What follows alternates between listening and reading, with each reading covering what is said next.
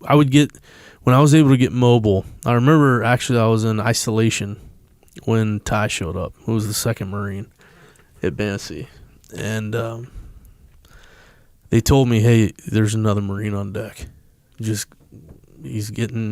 got here, but they don't think he's going to make it. I said, I need to go see him right now. Like, well, you're in isolation. I do not give a shit. I'm going to go see him right now, or you're going to have to kill me. It's the only way I'm not seeing him.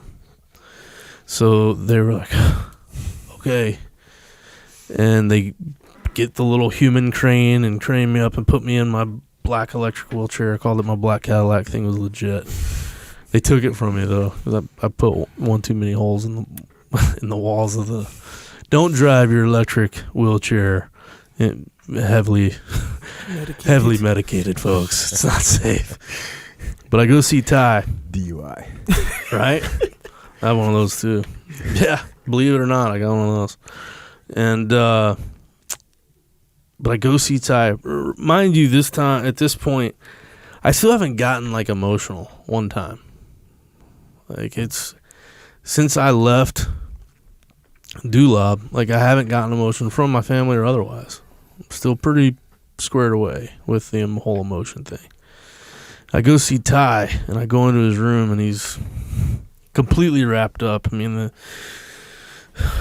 front half of his cranium was blown off. I mean, he was blind in one eye, severely burned. I mean, bad. I mean, he looked like a mummy when I saw him. No, ears were burned off, eyelids, nose, lips. And I remember I had to yell at his nurse, who was this giant black dude, this giant black army guy. And I had to yell at him, who had to then lean down and yell into the side of Ty's head so he could know what was going on. And I told the nurse when I got in there, I was like, hey, brother, I just wanted to come see my family. Because I heard another Marine was on deck, and I was like, right on. And now we can take over this hospital.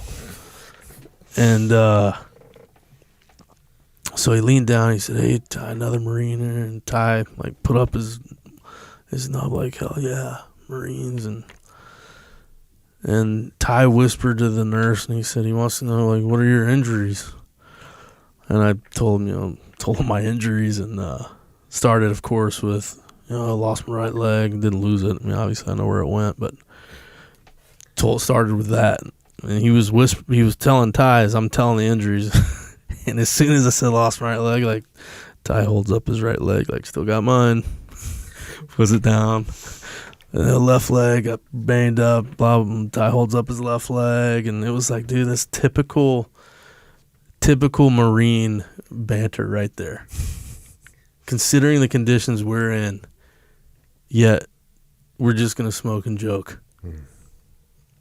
Because that's what family does to get through the hard times. You got to find light, and regardless of how dark the situation is. Because if you don't, it will kill you. But I remember having this interaction with Ty, and I left the room, and I'm facing the nurse's station when I come out, and the door shuts, and I just completely and utterly broke down. To the point of anger. Like I was sobbing and angry. I was so angry seeing him that way. And I just yelled like those bastards. Like what why? What are we doing? What are we doing? What are we gonna do about that? And it pissed me off, not only because here I see my brother that is never, ever, ever going to be remotely the same as he ever was before. But then it reminded me, in a very abrupt manner, who the hell are you to be acting the way you're acting? Because they're telling his family, you better call anyone who wants to tell him goodbye, because he's probably not going to make it through the next 48 hours. And here I was, acting like a complete asshat. Very much alive. They weren't having to call anyone in my family or any of my friends, because I was going to make it. At this point, I'm going to make it. And that reminded me of, it's not about you.